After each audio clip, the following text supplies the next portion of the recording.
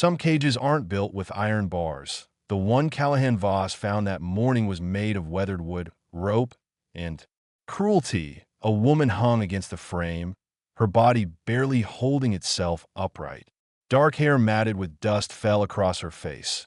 Her Apache dress torn at the seams, exposed skin burned raw by days. Under an unforgiving sun, the wooden structure stood alone in an expanse of nothing, no tracks leading to it. No guards watching over it, no water within miles. Someone had left her here to disappear slowly. But what Callahan didn't know yet was that freeing her would be the easy part, getting her to want to be free, that would nearly cost him everything. The heat pressed down like a physical weight as Callahan dismounted. His horse, a gray mare named Ash, stamped nervously. Animals sensed things humans tried to ignore. Approached the cage slowly, boots crunching on sand that sparkled with minerals. The woman's head lifted slightly, her eyes dark, fierce, exhausted, locked onto him with a look. That wasn't relief, it was rage. He'd been tracking a lost calf for 3 days, following prints that led him far from his property line. The land out here belonged to no one and everyone, which meant it belonged to whoever had the strongest stomach for what happened in places people didn't look. The cage was built from planks that looked salvaged from an old wagon. Rope lashed the corners together, a rusted chain wrapped around her wrists, connecting to an iron stake driven deep into the ground. She tried to speak, her lips cracked open, but only a rasp came out. Callahan pulled his canteen from his belt and stepped closer. The woman flinched backward, the chain rattling, her feet bare, except for the remains of worn moccasins, scraped against the wooden floor of the cage. "Easy," he said quietly. "I'm not with them." Her eyes narrowed. She didn't believe him. Why would she? Trust was a luxury people like her couldn't afford. He unscrewed the cap and extended the canteen through the wooden slats. She stared at it like it might be poison. Then her body betrayed her. Her hand shot forward, grabbing the container with desperate speed. She drank in gulps that made her cough and choke. Water spilled down her chin. He didn't pull it away. When the canteen was empty, she dropped it. It hit the sand with a dull thud. Her breathing came heavy, labored. She looked at him again, this time with something different, not gratitude, assessment. She was trying to figure out what he wanted because everyone wanted something. Callahan walked around the structure, examining the chain. It was padlocked to the stake, no key in sight. Whoever left her here didn't plan on coming back.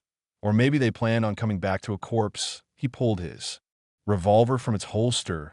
The woman tensed her body, going rigid. He aimed at the chain. "Cover your ears," he said. She didn't move, stubborn even now. He fired. The shot cracked across the desert, echoing off distant rock formations. The chain split, the padlock falling uselessly to the ground. He holstered the gun and pulled the broken links apart, freeing the stake. The woman's hands were still bound, but she was no longer anchored to the earth. He reached for the rope around her wrists. Her free hand, the one not held by chain, struck him across the face. The blow wasn't strong, but it carried intent. He stepped back, tasting blood, where his lips split against his teeth. "You don't touch me," she said. The first words he heard from her. Her voice was raw, shredded by thirst and screaming. No one answered. "I won't be owned. Not by you. Not by anyone." Callahan wiped the blood from his mouth. "I'm trying to help you. Help?" She laughed, a bitter, broken sound. "Men don't help. They take. They use. They leave." He looked at her for a long moment, saw the history written in every line of tension in her body. She'd learned this lesson before. Many times he crouched down, making himself smaller, less threatening. "I'll level with her now. Listen to me. Whoever left you here, they might come back or someone else might find you. Either way, you die in that cage. Is that what you want?" Her jaw clenched. She didn't answer. "There's a creek about 2 miles west," he continued. "Shade food, a chance." He stood up, turned toward his horse. "But I can't make you take it." He made it 3 steps when she spoke again. "Why?" He stopped. "Why?" "What? Why do you care if I D?" Callahan turned back. Her eyes were searching his face for the lie. The angle, the hidden price. He thought about all the answers he could give, thought about the truth buried in his own chest, the weight of people he couldn't save, the ghosts that followed him across every empty mile. He settled on the simplest version because someone should. The words hung between them for a moment. Nothing moved except the heat shimmer rising from the sand. Then something shifted in her expression. Not trust, not even close, but maybe the smallest crack in the wall. She looked down at her bound wrists, then back at him. If you free me, she said slowly, and I run, will you chase me? No, will you follow me? Not if you don't want me to. She studied him for another long moment. Then, barely perceptible, she nodded. Callahan approached again slowly. This time, she didn't strike. He pulled a knife from his boot and began sawing through the rope around her wrists. The blade was sharp, but the rope was thick, sun-hardened. It took longer than it should have. He could feel her breathing, shallow and quick, could smell the salt of sweat and fear and something else, the particular sin of someone who'd been left to rot. The last strand gave way. The rope fell. Her hands were free. She stared at them like they belonged to someone else. Raw lines marked where the bindings had eaten into her skin. She flexed her fingers. Carefully testing what still worked, Callahan stepped back, giving her space. She pushed herself to her feet, using the cage wall for support. Her legs shook. She'd been sitting bound for days, maybe longer. The muscles weren't ready. She took one step and her knees buckled. He caught her before she hit the ground. His arms went around her waist, supporting her weight. She went rigid in his grip, every muscle screaming resistance. But she couldn't stand on her own. Not yet. Her pride and her body were at war, and her body was losing.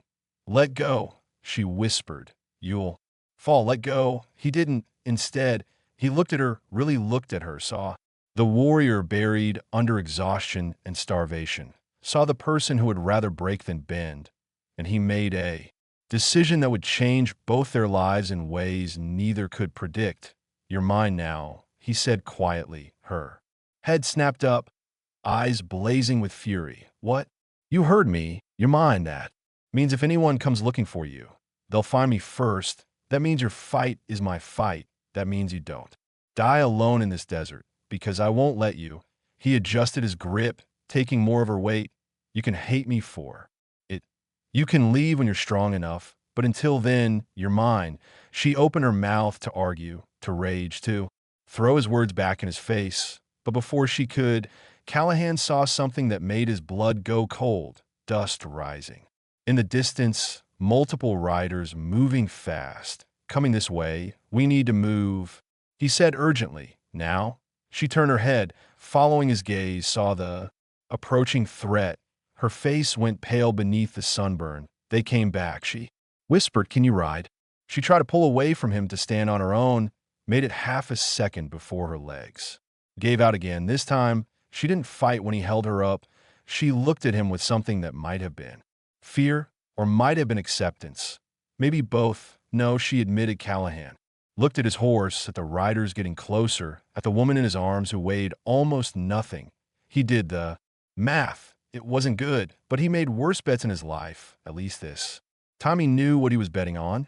Then hold on, he said, and try not to kill me when this is over. He lifted her onto Ash's back, then swung up behind her. She sagged against him, too weak to protest the contact. He could feel her heart hammering through her back, could feel how her whole body trembled with exhaustion and rage, and something else she'd never admit out loud. He kicked the mare into motion. Behind them, the wooden cage stood empty. In the sun, the riders were close enough now that he could hear them shouting, close enough to see them point, close enough to know they'd been seen. The mare's hooves threw up sand in desperate clouds. Callahan kept his body low, one arm wrapped around the woman to keep her from sliding off. She didn't hold on to him. Her hands gripped the saddle horn instead, knuckles white with effort. Even now, even fleeing for her life, she refused to depend on him more than absolutely necessary. The riders behind them were gaining ground. 3 of them, maybe 4, hard to count through the dust and heat shimmer. Their horses were fresher, better fed. Ash was strong, but she was carrying double weight across unforgiving terrain. The math was simple and cruel. There's a canyon up ahead. Callahan said close to her ear. Narrow passage. We can lose. Them there. She didn't respond. Her breathing came in shallow gasps. The brief ride was already draining what little strength she'd recovered. He could feel how her body trembled against his, not from fear, but from the simple fact that she'd been starving in a cage for days, and her muscles had nothing left to give. A shot cracked behind them. The bullet went wide, kicking up sand 20 feet to their left. Warning shot. Or bad aim. Either way, it meant they were close enough to try. Callahan urged. Ash faster, but the mayor was already giving everything she had. The woman's head dropped forward. She was losing consciousness. He tightened his grip around her waist, feeling ribs that pressed too sharply against her skin. How long had she been in that cage? Who decided she deserved to die slowly under the sun? And why come back for her now? Stay with me, he said just a little further. Why? Her voice was barely a whisper. Why didn't you leave me? It was the second time she'd asked a version of that question, like she couldn't comprehend why someone would choose her life over their own safety. That broke something in him, the idea that she'd been taught her existence was disposable. Because you're not disposable, he said simply. Another shot. Closer this time. The riders were shouting now, words he couldn't make out over the thunder of hooves and his own heartbeat pounding in his ears. The canyon mouth appeared ahead, a slash of shadow in the rock face, narrow enough that they'd have to ride single file, narrow enough that whoever followed would be channeled, slowed. Ash plunged into the passage. Walls of stone rose up on both sides, blocking out the sun. The temperature dropped instantly. The woman shivered against him, her body no longer able to regulate itself properly. Dehydration and starvation had stripped away too many of her defenses. Callahan pulled the mayor to a stop in a wider section where the canyon opened into a small alcove. He dismounted quickly, then reached up to help the woman down. She tried to push his hands away, but her arms had no strength behind the gesture. He lifted her off the saddle and set her down with her back against the canyon wall. She immediately tried to stand, made it halfway up before her legs gave out. Callahan caught her again, lowering her back down. Stop fighting me, he said, just for 1 minute. Stop fighting. If I stop fighting, she said through clenched teeth, I die. That's how it works. Knelt in front of her, studying her face, even through the exhaustion and sunburn. She was striking high cheekbones, a strong jaw, eyes that held fury, even when her body held nothing. She'd been beautiful once before hunger and cruelty had carved her down to essentials. What's your name? He asked. She looked at him like the question was a trap. Why? Because I'm risking my life for you. Seems fair. I should know who you are. For a moment, he thought she wouldn't answer. Then, so quietly, he almost missed it. Ka, he repeated. I'm Callahan. I didn't ask. Despite everything, the danger, the exhaustion, the rider's probably entering the canyon right now. He almost smiled. She had spirit. Most people would have been broken by what she'd endured. She was just angry. Those men coming after us, he said. Who are they? Her jaw tightened. Melia, ranchers, doesn't matter what they call themselves. They're all the same. Why'd they take you? She turned her face away, looking at the canyon wall instead of him. I was with a group traveling south. They attacked at night, took me, let the others go, said I was an example. Example of what? What happens when you cross their land? Her voice was flat, emotionless. She told this story to herself so many times it had lost its edges. They kept me for 2 weeks, passed me around their camps like livestock. When they got bored, they put me in that cage, left me there to see how long it would take.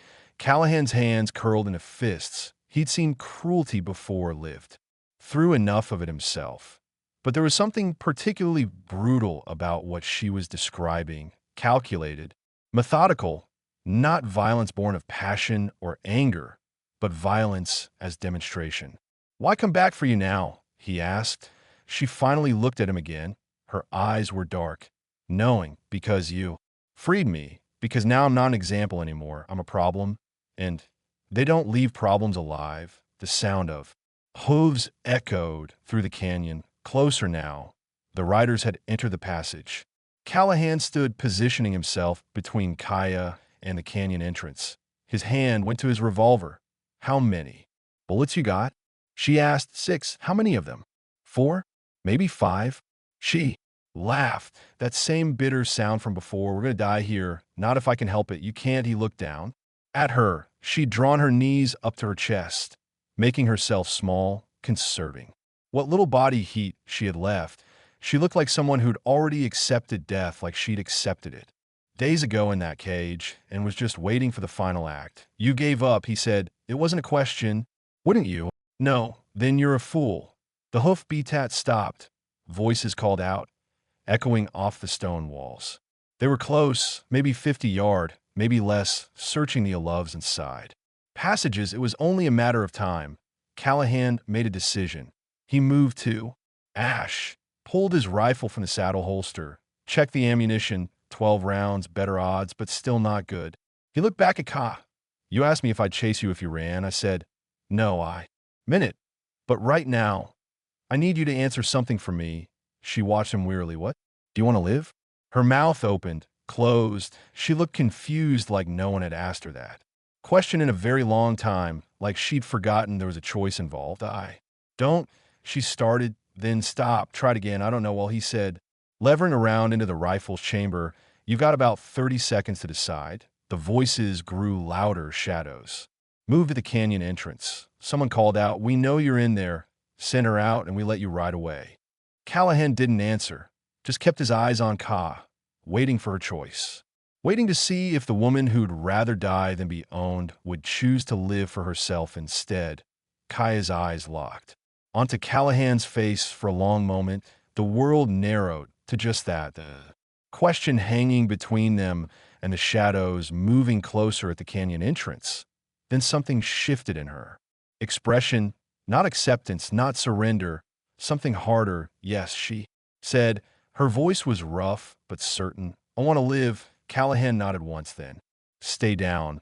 He moved to the alcove, opening using the rock wall as cover. For men on horseback had entered the wider section of canyon. They sat easy in their saddles, rifles across their laps, confident they'd done this before. Cornered people in tight spaces where there was nowhere to run. The one in front was older, maybe 50, with a silver beard and a face weathered by decades of sun. He raised his hand in a gesture that might have looked peaceful, if not for the weapon in his other hand. You made a mistake, friend, the man called out. That woman's property of the territorial militia. You're interfering with lawful business. Callahan stayed silent. Let the man talk. People revealed more when they filled silence. She's a prisoner of conflict, the man continued, captured during an engagement with hostile elements. We got every right to hold her. Didn't look like holding, Callahan said. Looked like leaving someone to die. The man's expression hardened. What we do with prisoners ain't your concern. Hand her over and you can ride out. Keep her and you're an enemy combatant yourself. Behind Callahan, Ka had pushed herself up to sitting. She was watching the exchange with the focus of someone calculating odds. Her hands pressed against the stone wall, bracing herself, ready to move, even though movement would probably collapse her. She's not a prisoner anymore, Callahan said. She's under my protection. One of the other riders, younger with a cruel mouth, laughed. Your protection? You got any idea who we are? Don't care who you are. You should. The young one leaned forward in his saddle. We run this territory. Every inch from the river to the Maya. Anyone who crosses us ends up in a cage. Callahan finished. Yeah, I got the picture. The bearded man held up his hand again, silencing his companion. His eyes were calculating now. Reassessing. You got a name, friend? Callahan Voss. Something flickered across the man's face. Recognition. The young rider noticed it too, glancing at his leader with a question in his eyes. Voss, the bearded man, repeated slowly. Heard that name before. You used to track for the frontier settlements before. He didn't finish, but he didn't have to. Callahan knew what came after before. Everyone who'd been in the territory long enough knew the story. How he'd led a group of settlers to what they thought was safe ground. How the conflict that found them there had left. Bodies in the dirt, and one man walking away with nothing but guilt and a name people whispered about. That was a long time ago, Callahan said quietly. Not long enough. You forgot how to get people hurt, though, the bearded man's voice had changed. Less negotiation, more warning. You're making the same mistake again, protecting someone who can't be protected, standing in the way of something bigger than you. Maybe Callahan shifted his grip on the rifle. But at least this time, the person I'm protecting gets a say in it. The bearded man's jaw clenched. Last chance, give. Her up. No. The word hung in the air. Final. Absolute, the young rider started to raise his rifle. The bearded man's hand shot out, stopping him. You know how this ends, the bearded man said to Callahan. You're one man. We're four. Even if you drop two of us, the others will get you. And then we take her anyway. And instead of dying quick in that cage, we make it last. Make it hurt. Make sure everyone hears about what happens to people who interfere. Ka's voice cut through from behind. Callahan, he's right. You can't win this. Callahan didn't turn around. I know then why. Because winning isn't the point. He kept his eyes on the riders. Sometimes you just have to stand in front of something and refuse to move. Even if it costs you everything. He could hear Ka's breathing change, could feel her staring at his back, trying to understand why someone would make that choice. Why anyone would trade their life for a stranger's. The bearded man studied him for a long moment. Then he dismounted. The other three followed suit. They spread out, creating a line. No more talking now. They'd made their decision. Last time, the bearded man said, walk away. Callahan raised his rifle. Come and take her. The canyon exploded with sound. Callahan fired. First, aiming not to wound, but to scatter. The bullet sparked off rock near the bearded man's feet, making him jump back. The riders dove for cover, returning fire. Bullets wind off stone, ricocheting in wild angles. Callahan dropped behind a boulder, levering another round into the chamber. His heart pounded, but his hand stayed steady. This was familiar territory, violence, chaos, the thin edge between life and death. He'd lived here before, swore he'd never come back, but here he was anyway, because apparently some lessons you had to learn more than once. A bullet bit into the rock above his head, showering him with stone chips. He fired back, aiming at movement. Someone cried out, hit but not down. One of the riders broke cover, trying to flank around to the right. Callahan tracked him, fired. The man's leg buckled and he went down hard. 3 left. The odds are getting better, but not good enough. How many rounds? Ka called out. 10. They have more, I know. She was quiet for a moment, then give me a gun. He risked a glance back at her. She dragged herself closer, using the wall for support. Her face was pale but determined. Her hands shook, but her eyes were clear. You can barely stand. He said, then I'll shoot sitting down. He started to argue, then stopped, saw the way she was looking at him, not grateful, not dependent, just ready to fight beside him rather than hide behind him. Something in him recognized that, understood it on a level deeper than words. He pulled the revolver from his holster and slid it across the ground to her.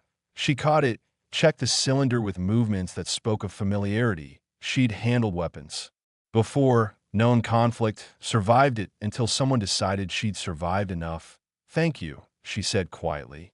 Don't thank me yet. He fired twice more, keeping the riders pinned.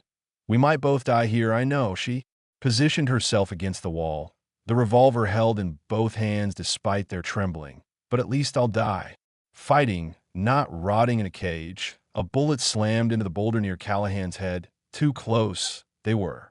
Moving up, using the confusion and gunfire to advance. He could see the bearded man directing the other's hand. Signals in the smoke and dust. Tactical, professional, these weren't just angry ranchers. They were organized, trained. The young rider appeared suddenly at the alcove edge, rifle raised. Callahan swung his weapon around, but knew he was too slow. The rider's finger tightened on the trigger. Ka fired. The shot was shaky but true. The young rider jerked backward, clutching his shoulder, his rifle clattered to the ground. He stumbled, fell, scrambled back behind cover. Kaya lowered the revolver. Her hands were shaking worse now, adrenaline burning through what little reserve she had left, but her face held something it hadn't before, not quite pride, but recognition. She'd just proven she was. Still here, still capable, still someone who fought back. Good shot, Callahan said. She didn't answer, just kept the revolver aimed at the canyon entrance, ready for the next one, ready to keep fighting until her body gave out completely. And Callahan realized something that should have been obvious. From the moment he found her in that cage, Ka had never needed to be saved. She just needed someone to give her the tools to save herself. The bearded man's voice echoed through the canyon. You just made this personal. Voss, Callahan smiled grimly. It was always personal. He checked his rifle. 8 rounds left. Glanced at Ka. She held up 5 fingers. Rounds remaining in the revolver. 13 shots between them. 3 men still out there. The math still wasn't good, but something had changed. Ka was beside him now, not behind him, fighting with him, not depending on him. And somehow that made the impossible odds feel just slightly less impossible. The riders moved again, closer this time. Callahan could hear their boots crunching on the canyon floor, could see shadows shifting at the edge of the alcove. They were coming, all of them. Final push. He looked at Ka one more time. She met his eyes and nodded. Ready, whatever happened next, they'd face it together. The shadows moved forward. The bearded man stepped into view first, rifle raised behind him. The other 2 fanned out. They'd learned their lesson. No more single approaches. They were coming together, overwhelming force. Noah to pick them off one by one. Callahan aimed at the bearded man's center mass. His finger tightened on the trigger. 1 second from firing. 1 second from starting something that would end with bodies on the canyon floor. Then Ka spoke. Wait. Her voice was quiet, but carried weight. Callahan didn't lower his rifle, but he didn't fire either. The bearded man stopped advancing. Curious, Kaya pushed herself more upright against the wall, the revolver still in her hands, but pointed down now. I know you, she said to the bearded man. You're Coleman. You led the raid on the wagons near Mesa Ridge. Coleman's expression didn't change. That's right, you took 6 people that night. Let 5 go, kept me. Her voice was steady now, stronger. Why? You want the truth? Coleman asked, or the answer? That makes you feel better, truth? He shifted his weight, rifle still ready, but no longer aimed directly at them. You fought back hard, broke Jensen's nose, took a chunk out of Morrison's arm.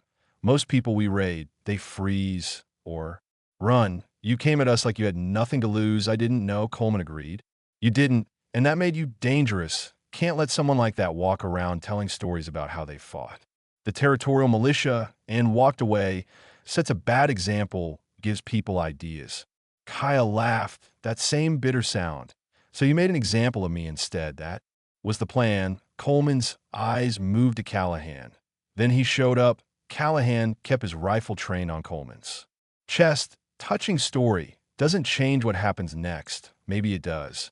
Coleman said, maybe we're all tired of this.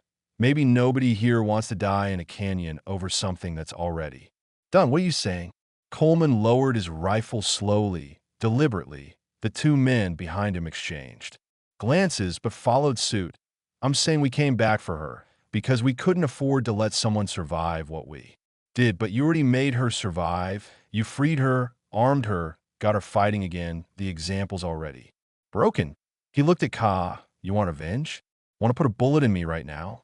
I won't stop you, but if you do, my men will put bullets in both of you, and then everyone dies and nothing changes. Ka's hands tightened on the revolver. Callahan could see the war happening behind her eyes, the desire for justice against the pragmatism of survival. He'd been there himself, knew how it felt when revenge and wisdom pulled in opposite directions. So what?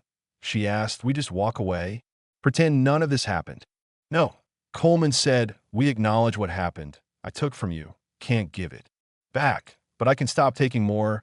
He paused, and I can make sure nobody else comes looking for you. Your word means Nothing, no, Coleman agreed. It probably doesn't, but it's all I got to offer. The canyon was silent, except for the wind moving through the rocks. Callahan watched Coleman's face, reading the lines there. The man was tired, not physically, though there was that too, but deeper, tired of the cycle, tired of the violence that begot more violence. Maybe he was lying. Maybe this was a trap, but Callahan had spent enough time around liars to recognize something. Else regret, Callahan said quietly. Your call. She looked at him surprised. What? He hurt you. Your choice. What happens next? For a moment, she just stared like she couldn't believe he was giving her this, the power to decide life or death, the agency that had been stripped from her in that cage. He watched her process it, watched the anger war with exhaustion war with something deeper. Finally, she lowered the revolver. Go, she said to Coleman. Before I change my mind, Coleman nodded.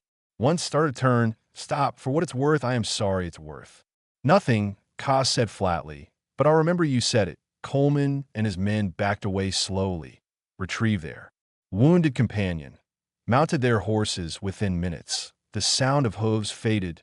The canyon returned to silence. Callahan lowered his rifle. The adrenaline that had been holding him tight suddenly released his hands, started shaking. Delayed reaction, common after violence averted or delivered. He leaned against the boulder, breathing hard. Ka was worse. The moment the threat disappeared, her body remembered it was broken. She sagged against the wall, the revolver slipping from her fingers. Her eyes were losing focus. Callahan moved to her quickly, caught her before she collapsed completely. This time she didn't fight. When he held her, didn't have the strength left. Stay with me, he said. We're not done yet. Tired, she whispered. So tired, I know, but you don't get to quit now, not after all. He lifted her. She weighed almost nothing, all bones and determination, and carried her to where Ash waited patiently. The mayor had stood through the entire confrontation, trained well, enough not to bolt at gunfire. He managed to get Kaya settled across the saddle, then climbed up behind her, her head lulled against his chest. He could feel her heartbeat, too fast, too weak. Dehydration, starvation, shock. She needed water, food, rest, needed a lot. More than he could give her in a canyon with dwindling supplies. Callahan, she said, barely audible. Yeah. Why did you do that? Give me the choice. He guided Ash back through the canyon, heading for the creek he'd mentioned earlier. Because I meant what I said. You're mine now. And that means I protect your right to choose, even if you choose wrong. She was quiet for a long moment. Then what if I'd chosen to end him? Then I would have helped you do it, even though you'd have died. Even though she processed that, her breathing was getting shallower. You're strange, been called worse, I don't. She paused, gathering words. I don't understand you. Don't need to understand me. Just need to stay alive long enough to figure yourself out. Her hand moved weakly, finding his arm where it wrapped around her waist. Her fingers curled around his sleeve, not holding on desperately, just connecting, acknowledging, I'm sorry. She whispered, for what? For hitting you. Earlier when you tried to help, you had reason, still sorry. The canyon opened up ahead, sunlight poured in, almost blinding after the shadows. Callahan could see the line of green in the distance that marked the creek. Water, shade, a place to rest and figure out what came next. Ka's eyes were closed now. Her breathing had even out, not better, but consistent. Unconscious, not dead. He kept checking, kept making sure, kept telling himself. She'd be fine if he could just get her to water, get food in her, give her time. But time was the one thing he wasn't sure they had. Coleman might have let them go, but that didn't mean others would. Word would spread, man protecting an Apache woman, going against the territorial militia, making enemies of people who controlled the territory.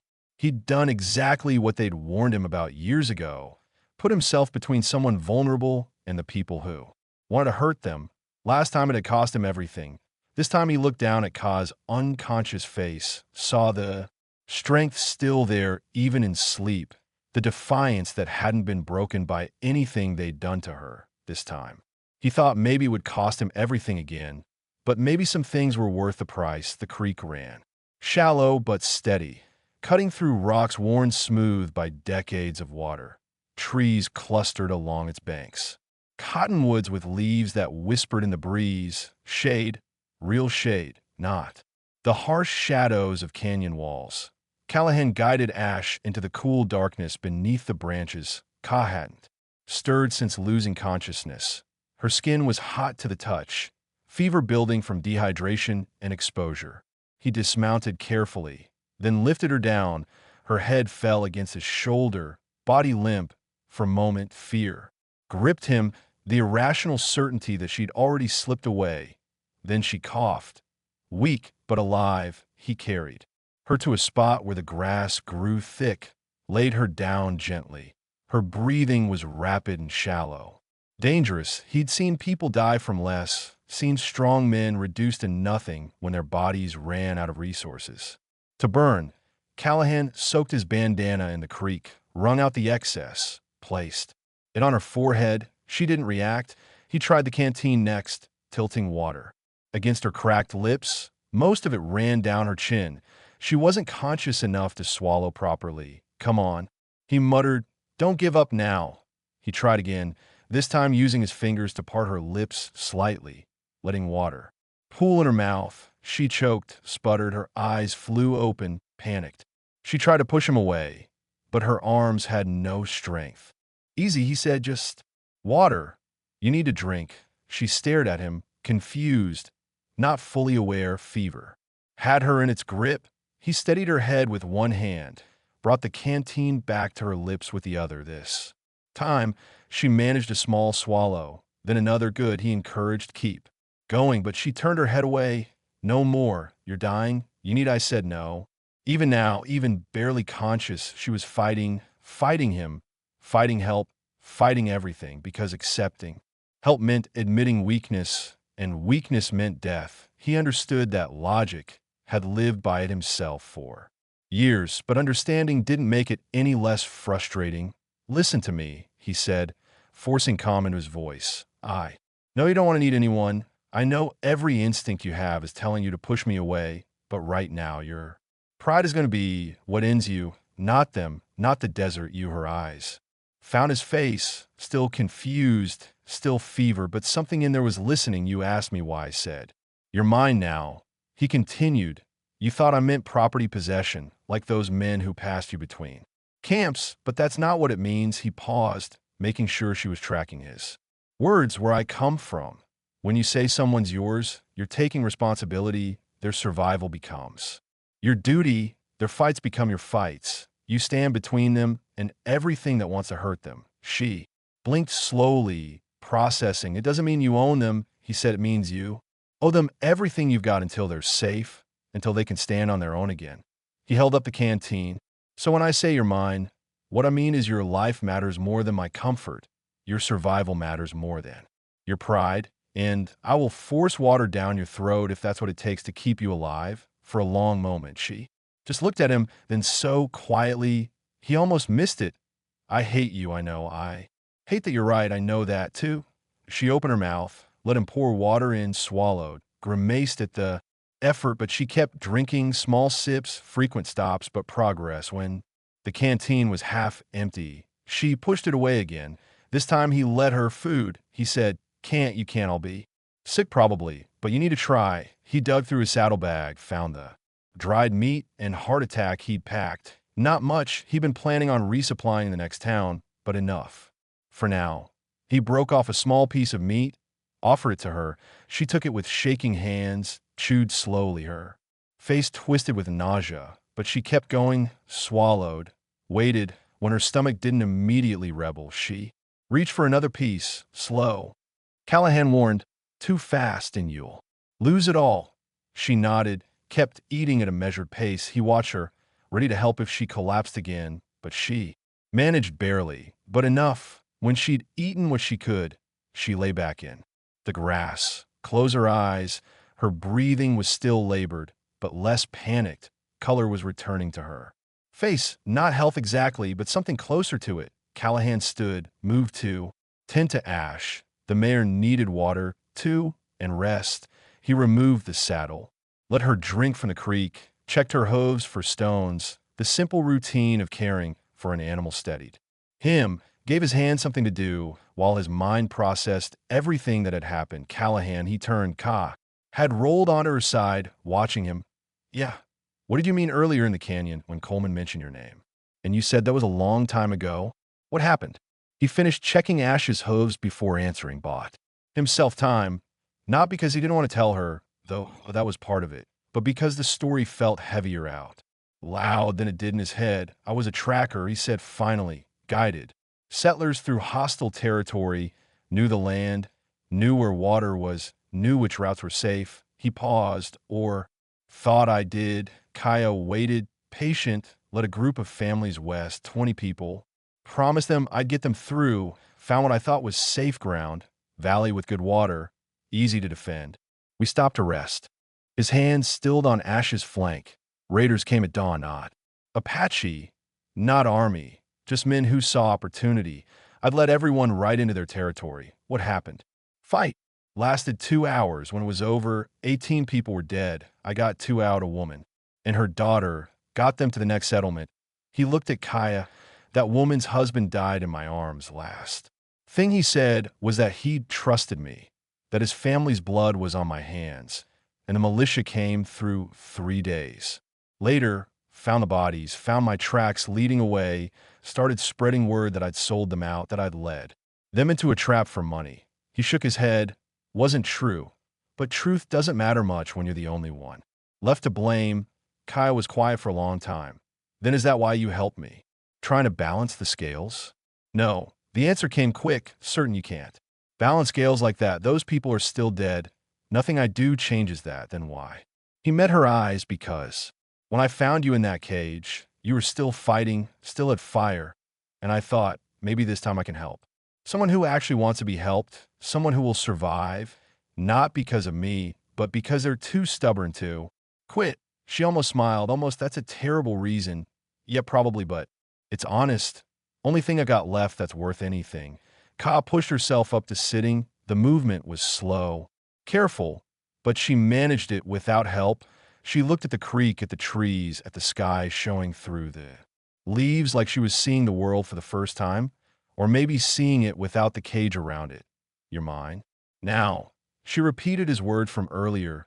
Responsibility, not possession. That's right. And when I can stand on my own again, when I'm strong enough to leave, then you leave, he said simply. That's how it works. My responsibility ends when you don't need protection anymore. She looked at him for a long moment. Something was happening behind her eyes, a shift, a recalibration. She was seeing him differently now, not as threat or savior or fool, just as someone who meant exactly what he said. What if, she said slowly, I don't want it to end. The question hung between them. Hahan felt something. Twist in his chest, not unpleasant, but unexpected, dangerous in its own way. Then we figure that out when we get there, he said. Kaya nodded, lay back down. Within minutes, her breathing. Even out, real sleep this time. Not unconsciousness, the kind that healed. Callahan sat with his back against a cottonwood rifle across his lap, watching the approaches, watching her, thinking about the question she'd asked and the answer he'd given, and wondering if he'd just promised something he couldn't deliver. The sun moved across the sky. The creek kept running, and for the first time since finding that cage in the desert, Callahan let himself believe they might actually survive this. Ka woke to the sound of water moving over stones. For a moment, she didn't remember where she was. Then everything came back. The cage, the escape, the canyon, the words that had changed something fundamental between her and the man who'd freed her. She sat up slowly. Her body protested but obeyed, stronger now, not whole, but closer. The fever had broken during sleep, leaving her weak but clear-headed. Real progress. Callahan sat 20 feet away, maintaining watch. His rifle rested across his knees. He hadn't slept, she realized, stayed awake while she recovered, keeping guard against threats that might never come. The recognition of that sacrifice stirred something uncomfortable in her chest. How long? She asked. He turned. 6 hours. Sun's dropping. She looked at the sky. He was right. Late afternoon light filtered through the cottonwood leaves. She'd lost most of the day, You should have woken me. You needed rest more than. I needed company. Ka stood carefully, testing her legs. They held shaky, but functional. She walked to the creek, knelt, splashed water on her face. The cold shocked her system awake. She drank. Straight from the stream, letting it fill her until her stomach protested. When she returned, Callahan had laid out more food. She ate without being prompted, knowing her body needed fuel. The dried meat tasted like leather, but she'd eaten worse, survived worse. You asked about my capture, she said. Between bites, I told you half the truth. Callahan waited, didn't push. I wasn't just traveling south with a group, she continued. I was running from my own people. She paused, gathering the words. There was a man, Nakoma. He wanted me as his wife. I refused multiple times, but he had standing in the tribe, family connections, reputation. He made my refusal a matter of honor. What happened? He convinced the council I was disruptive, that my independence was spreading bad influence among the younger women. They gave me a choice, marry him or leave. She laughed. Bitterly, not much of a choice, so you left, I left, took what I could carry, and headed south. Thought I'd find another band, start over somewhere people didn't know my name. She looked at her hands. Nakoma followed, found me 3 days out, brought others with him. Said if I wouldn't be his wife, I wouldn't be anyone's, beat me, left me for dead. Callahan's jaw tightened, but he stayed silent. I survived that too, Kaya said, found a group of travelers heading south, paid them with the last of what I had to let me travel with them, kept my head down, thought I was safe. She shook her head, then Coleman's militia attacked, and I fought back because I'd already been beaten once, wasn't going to lie down and take it again. That's why Coleman kept you. Callahan said you reminded him that some people don't break. Maybe, or maybe I was just convenient. She finished eating, wiped her hands on the grass. Either way, I thought I'd die in that cage. Thought that was how my story ended, alone in the desert, proving Noma right about me being too proud to survive. But you didn't die, no? She looked at him directly. Because you wouldn't let me. The words hung between them. Acknowledgement, not quite gratitude, too complicated for that simple word, but recognition of what he'd done and what it cost him. I need to ask you something, she said, and I need the truth. All right, when you said I'm yours, that you take responsibility. Until I could stand on my own. She paused. I could stand on my own now, not completely, but enough. So why are you still here? Callahan was quiet for a long moment. When he spoke, his voice was careful, because standing on your own doesn't mean you have to stand alone. That's not an answer. It's the only one I've got. Ka studied his face, saw the exhaustion there, the weight of too many choices that had gone wrong. Saw something else too, something that looked like hope struggling against better judgment. What if I asked you to come with me? She said, when I'm ready to leave. What if I asked you to keep writing? Where'd we go? Somewhere they don't know our names. Somewhere your past doesn't follow you and mine. Doesn't find me. She held his gaze. Somewhere we could just be. He didn't answer immediately. She could see him weighing it, the possibility against the probability, the hope against the history. I've run before, he said finally. Never worked. The past catches up eventually. Maybe, or maybe this time you wouldn't be running from something. You'd be running toward something. Toward what? She gestured between them. This, whatever this is becoming. Before Callahan could respond, Ash whinnied, sharp, alarmed. Both of them turned toward the mayor. She was staring into the trees, ears pinned back. Every muscle in her body screamed, danger. Callahan grabbed his rifle. Rising to his feet, Kaya reached for the revolver he'd left near her. Her hands were steadier now, ready. A figure stepped out of the shadows between the cottonwoods. Male, Apache clothing, moving with the confidence of someone who knew exactly where he was and who he'd find there. Ka's breath caught. No. Who is it? Callahan asked. Rifle already raised. Nakoma, she whispered. He found me. The man smiled, slow and predatory. He wasn't alone. 3 more figures emerged from different positions. They'd surrounded the camp, while Kaya slept, while Callahan kept watch, facing the wrong direction. Nakoma spoke in Apache. Kaya responded in English, forcing the conversation into words Callahan could understand. You need to leave, she said. I have nothing for you, Noma. Switched to accented but clear English. You have what you always had, what you refused to give. His eyes moved to Callahan, and now you give it to him instead. To a white man, I give him nothing. I choose to stay. Choice. Nakoma spat the word. You always spoke of choice as if you deserved it, as if you were more than what you are.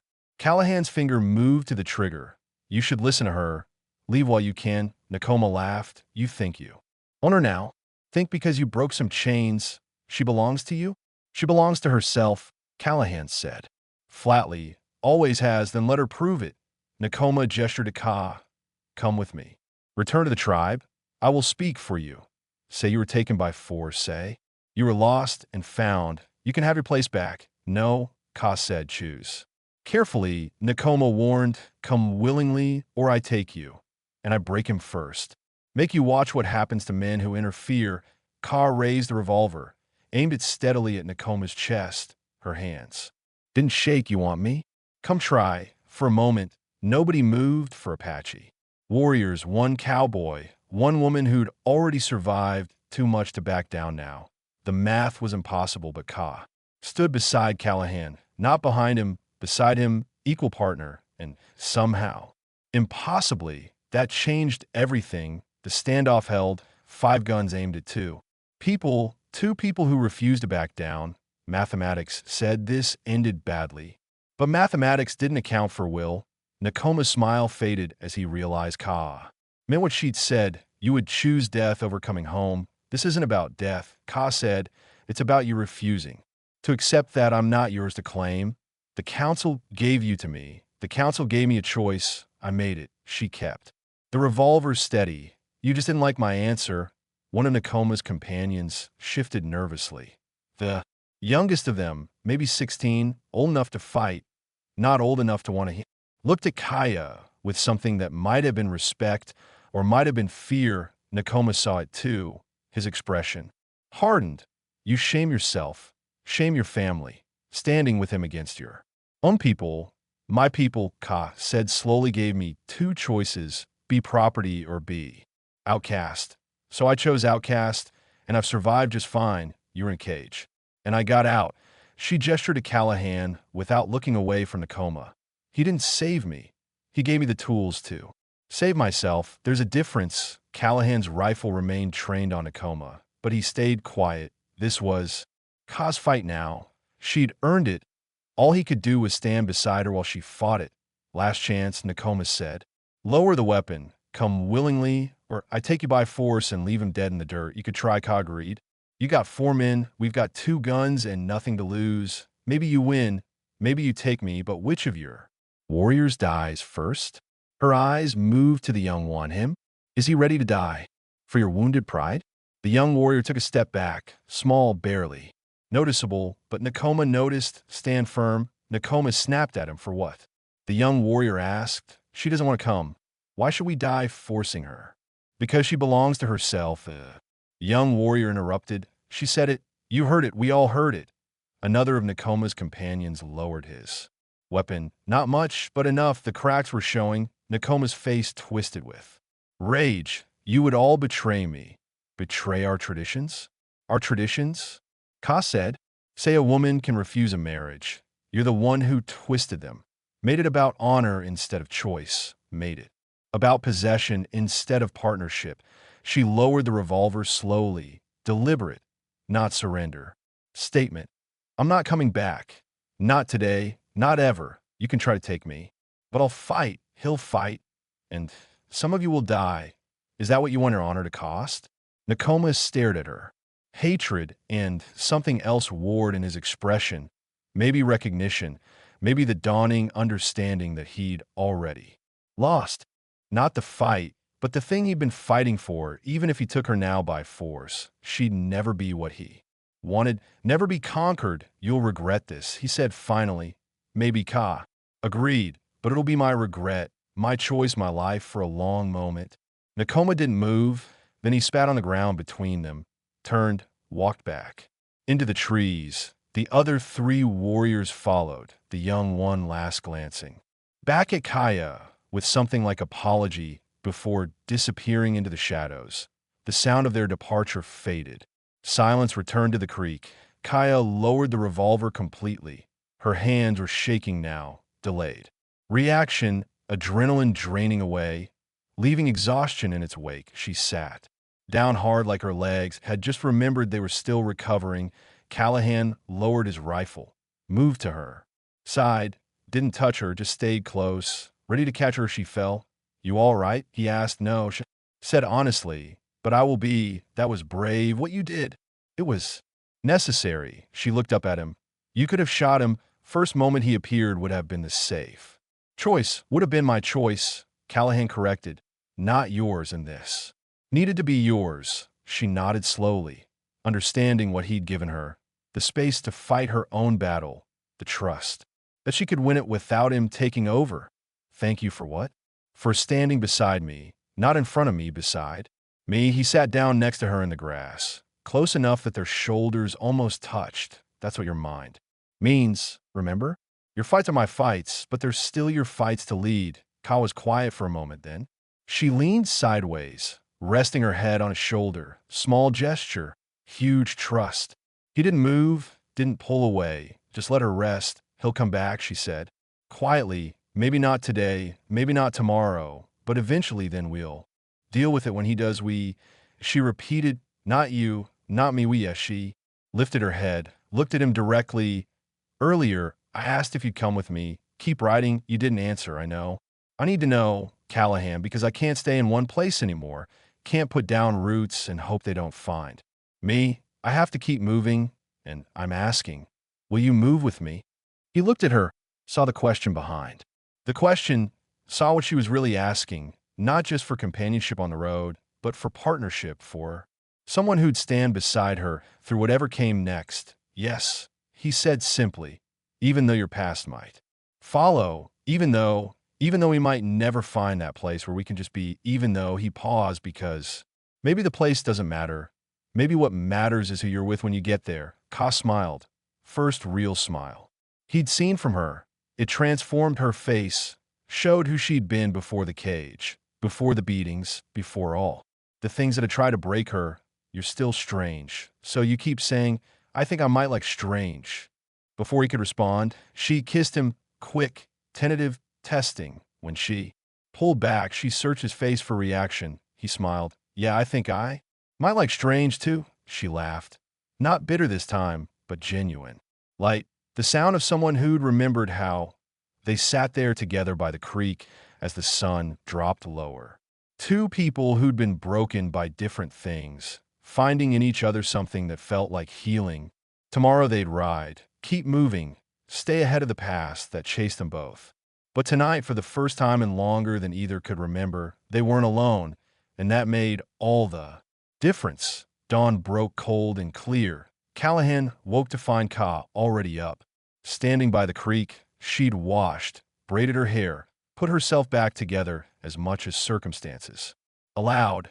She looked stronger, not healed. That would take time, but present, solid, real. He joined her at the W's edge. "How do you feel?" "Ready," she said simply. They packed in silence, the comfortable kind where words weren't necessary. Callahan saddled Dash, secured their supplies. Kaya moved carefully but confidently, helping where she could.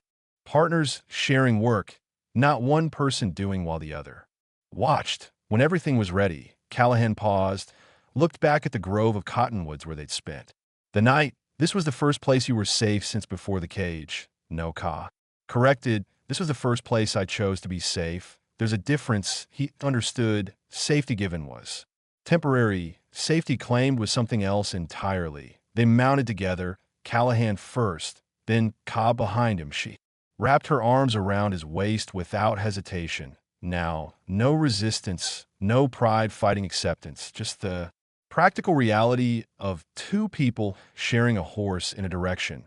"Where do we go?" she asked. "North through the mountains. There's territory up there where names don't matter much, where people judge you by what you do, not what you've done. You've been there before, once long time ago." He guided Ash away from the creek toward higher ground. "Thought about staying, but I was running from something then. Made me restless, made me unable to settle. And now Now I'm riding towards something instead. He glanced back at her. Makes all the difference. They rode through country that changed as the sun climbed. Desert gave way to scrub, scrub to grassland. Grassland to the first hints of pine. The air grew cooler, cleaner behind them. Everything that had tried to claim or break them fell farther away with each mile. By midday, they stopped to rest and water the mare. Ka stood on her own, now moved without assistance. The strength was returning, not just physical, but deeper, the kind that came from making choices and living with them. I keep thinking about what you said. She told him about being yours, about responsibility. What about it? It works both ways, doesn't it? She looked at him directly. If I'm yours, then you're mine, too.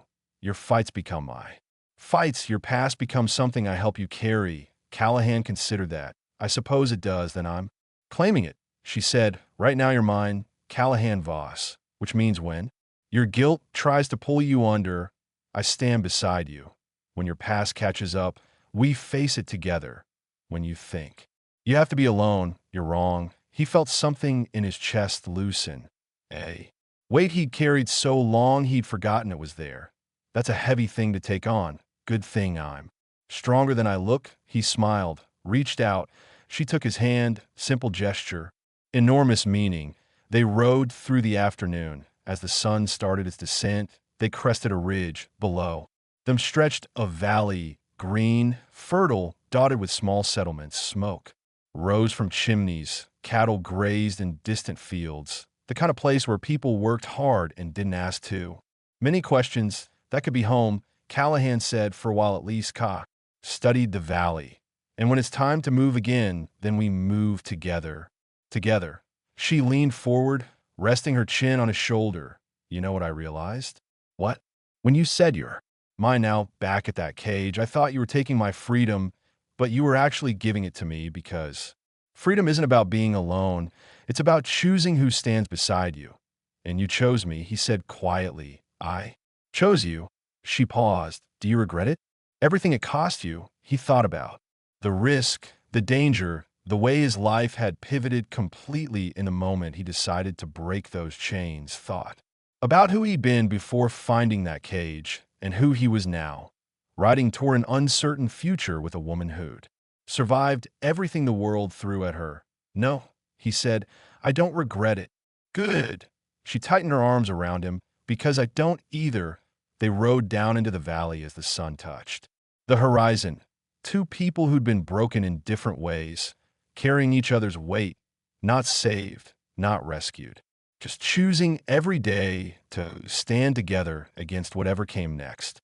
Behind them, the desert held its secrets. The cage stood empty and forgotten. The past existed, but no longer controlled them. Ahead, the valley waited with possibility, and between them the words that had started. As possession had transformed into something neither had expected. Partnership, equality, choice, you're mine, Kyle whispered against his shoulder. And you're mine, Callahan answered not. Ownership, not obligation, just two people who'd found in each other something worth choosing. Something worth keeping. Something worth becoming. They rode on together into the valley. Into the future they'd build side by side. Free, equal theirs if you enjoyed this story. Click the video on your screen now to watch another unforgettable tale from the frontier, where courage and destiny collide in unexpected ways. Don't forget to subscribe and consider leaving a super chat to help us keep bringing you powerful stories like these. Your support means everything to us.